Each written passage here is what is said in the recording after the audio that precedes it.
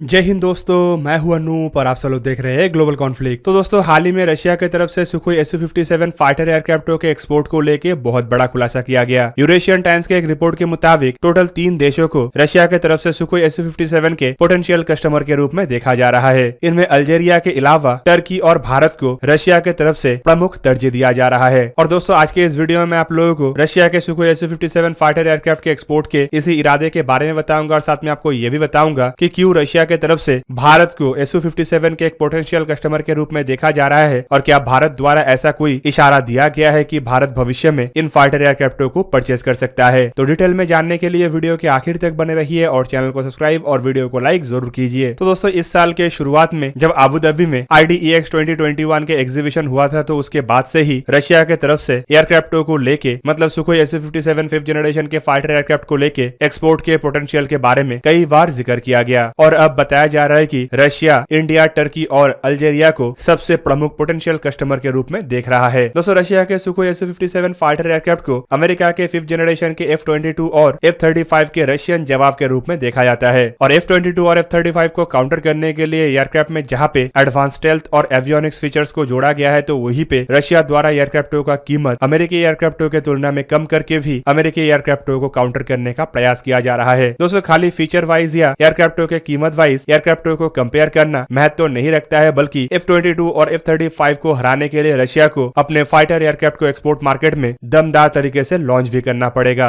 दोस्तों, इन एयरक्राफ्टों को रशिया की तरफ से twin engine single seated configuration में डिजाइन और डेवलप किया गया है और करीबन एक दशक पहले एयरक्राफ्टों का पहला उड़ान भरने के बावजूद इसे रशियन एयरफोर्स में सिर्फ 1 साल पहले ही शामिल करना संभव हो पाया है। एयरक्राफ्टों को लेके कई बार कई सारे सवाल भी उठ चुका है, लेकिन 2019 में एयरक्राफ्टों का क्रैश सुखोई Su-57 को लेकर सबसे बड़ा सवाल पैदा किया था। दोस्तों, माना जाता है कि 2019 में जिस एयरक्राफ्ट का क्रैश हुआ था वो असल में रशियन एयरफोर्स के लिए निर्माण किया गया पहला प्रोडक्शन वर्जन था, जबकि ये खाली क्रैश नहीं बल्कि कई सारे वेस्टर्न मीडिया रिपोर्टों के द्वारा भी सुखोई Su-57 फाइटर एयरक्राफ्टों को डाउनग्रेड करने का कई बार प्रयास किया जा चुका है। इवन हाल ही में अमेरिका के एक रिपोर्ट में एयरक्राफ्टों के परफॉर्मेंस को लेकर भी कई सारे सवाल उठाया गया और डायरेक्टली ये भी जताने का प्रयास किया गया है कि असल में ये फाइटर एयरक्राफ्ट 5th जनरेशन के कैटेगरी का है ही नहीं। अमेरिका का कहना है कि एयरक्राफ्टों को 5th जनरेशन टेक्नोलॉजी में लैस तो किया गया है, लेकिन नया टेक्नोलॉजी के साथ एयरक्राफ्ट में पुराने टेक्नोलॉजी के इंजन का इस्तेमाल किया गया है, जो एयरक्राफ्ट के कैपेबिलिटी को घटाता है और साथ में इन्हीं वजहों से इसे एक true 5th generation fighter aircraft भी नहीं कहा जा सकता। जबकि दूसरी तरफ इन्हीं रिपोर्टों को जवाब देते हुए रशिया के रोस्टेक कॉर्पोरेशन के मैनेजिंग डायरेक्टर सर्गे चेमेजोव की तरफ से भी बयान देते हुए कहा गया है कि नया जनरेशन के आधुनिक इंजनों का निर्माण किया जा रहा है और सेकेंड स्टेज के एयरक्राफ्टों में 2022 तक ये नया इंजनों को असेंबल्ड भी किया जाएगा। दोस्तों, इन नया इंजनों को अमेरिका के इन सवालों का जवाब के रूप में भी देखा जा रहा है, जबकि पहले भी इंजनों के इश्यूओं के वजह से अमेरिका को एयरक्राफ्टों के एक्सपोर्ट को लेके बहुत बड़ा झटका मिल चुका है। आप सब लोगों को पता ही होगा कि इंडिया 5th जनरेशन के फाइटर एयरक्राफ्ट के कॉन्सेप्ट में सबसे पहले रशिया के साथ मिलकर ही काम कर रहा था और सुखोई Su-57 के बेस पे इंडिया स्पेसिफिक मॉडर्नाइजेशन के साथ FGFA प्रोजेक्ट को निर्माण करने की तरफ भी आगे बढ़ रहा था, पर कुछ कारणों की वजह से इंडिया द्वारा 2018 में इन एयरक्राफ्टों से अपने आप को दूर कर लिया गया और तब बताया गया कि एयरक्राफ्टों में कुछ ऐसे खामियां हैं जो इंडिया के आवश्यकताओं को पूरा नहीं कर पा रहा है। जबकि रशिया द्वारा बार बार इसके बाद बयान ये भी दिया गया है कि इंडिया फ्यूचर में इस प्रोजेक्ट में जुड़ सकता है और इंडिया की आवश्यकताओं को पूरा करने के लिए रशिया के द्वारा भरपूर प्रयास किया जा रहा है। इवन दोस्तों, साल भर पहले एयरफोर्स चीफ की तरफ से भी बयान देते हुए कहा गया था कि इंडिया AMCA प्रोजेक्ट में ही आगे बढ़ेगा और संभावित AMCA ही इंडिया का पहला 5th जनरेशन के फाइटर एयरक्राफ्ट होगा। चाइना के साथ बढ़ते हुए टेंशन के बाद AMCA को लेके